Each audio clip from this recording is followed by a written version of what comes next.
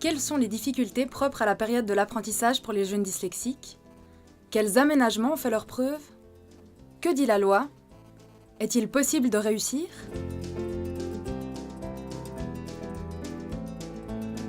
On se posait la question s'il allait trouver une place, parce qu'il y avait beaucoup de tests qu'il fallait passer. Et là, on s'est dit, mais l'orthographe, ils vont voir que vraiment, Joël a un très grand problème. Puis effectivement, certaines entreprises ne voulaient pas entrer en matière. Je savais quel métier je pouvais faire et quel métier je ne pouvais pas faire.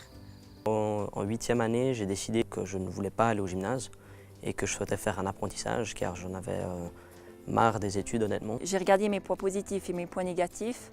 Puis mes points positifs, c'était plutôt la création manuelle et puis tous ces genres de choses. Quand j'ai fini mon école obligatoire, j'ai cherché une place d'apprentissage dans la petite enfance.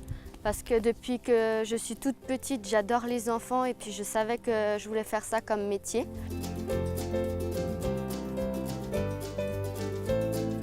Toutes les professions peuvent être envisagées. À partir de là, il y a peut-être effectivement un chemin un petit peu plus sinueux que pour d'autres apprenants. L'enfant dyslexique aura peut-être besoin d'une année supplémentaire, voire de 2 pour terminer son cursus. J'ai fait 2 stages, un dans un restaurant et l'autre dans un milieu plus commercial. Et j'ai eu énormément de plaisir dans le milieu commercial. Et c'est cela qui m'a fait prendre la décision de suivre un apprentissage employé de commerce. On m'a remis sur une voie de garage, comme on pouvait dire. J'ai dit, il n'y a pas question, il faut vraiment que je fasse quelque chose.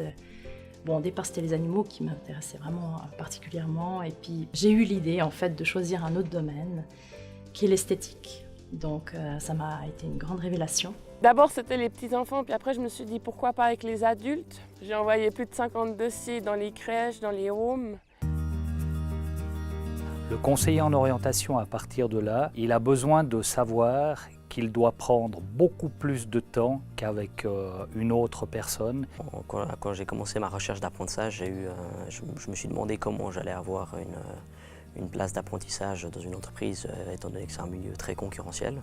Le rôle du conseiller en orientation est de le valoriser à nouveau, de lui faire comprendre qu'il a des capacités, de lui redonner cette confiance. J'ai pris la décision que j'allais essayer de toute manière et que j'allais envoyer le plus de lettres de motivation et le plus de CV possible. Le conseiller en orientation et ou l'enseignant doivent être des gens qui lui donnent des conseils, qui lui corrigent ses différentes offres pour permettre à cette adolescente ou à cet adolescent d'avoir les mêmes chances. Et j'ai envoyé toutes mes lettres en étant extrêmement honnête, en disant que j'étais dyslexique, mais qu'au final c'est quelque chose qui m'avait aidé à évoluer. Après avoir envoyé mes lettres de motivation et mes candidatures, j'ai passé divers tests dans plusieurs entreprises.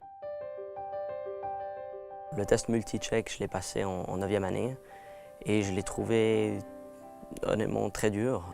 Et j'avais l'impression que ça ne reflétait pas vraiment mes réelles capacités de travail. Le test est principalement basé sur l'écrit, ce qui désavantage fortement l'apprenant atteint de dyslexie. Donc je pense que ce n'est pas le meilleur type de test pour évaluer le futur apprenti. Du coup, pour toutes les entreprises qui demandaient le multi-check, il me semble qu'il n'y en a aucune où j'ai reçu une offre d'emploi. Mais en revanche, les autres entreprises où je pouvais m'exprimer et leur expliquer exactement la dyslexie, ça s'est beaucoup mieux passé.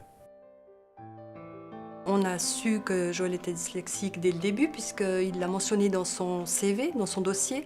Et pour nous, ça n'a pas été un élément éliminatoire. Et c'est cette honnêteté qui a permis aux entreprises de m'engager. J'ai reçu la bonne nouvelle comme quoi j'étais pris en tant qu'employé de commerce chez Nestlé. On était au moins 50 à postuler. J'ai fait plusieurs stages. Le patron a été étonné de ma précision, donc c'est pour ça en fait qu'il m'a fait choisir. J'étais contente d'avoir trouvé une place d'apprentissage. J'ai eu la chance de trouver un stage dans une crèche. Par la suite, j'ai eu la chance de trouver une place d'apprentissage. Il disait que j'avais un bon contact avec les enfants, que j'étais très créatif et puis qu'ils étaient satisfaits de mon travail. Le fait de répéter à blanc en fait, des entretiens avec ma chef où j'étais en stage, ça m'a beaucoup aidé à visualiser l'entretien qui m'a permis de moins stresser le jour J. Et puis ça fait que j'ai réussi à décrocher la place d'apprentissage où je suis actuellement. À la fin de l'école obligatoire, j'ai fait une classe préparatoire. C'est sur concours, du coup, Pour moi, c'était facile vu que c'était juste un dossier photographique à rendre et aucun écrit,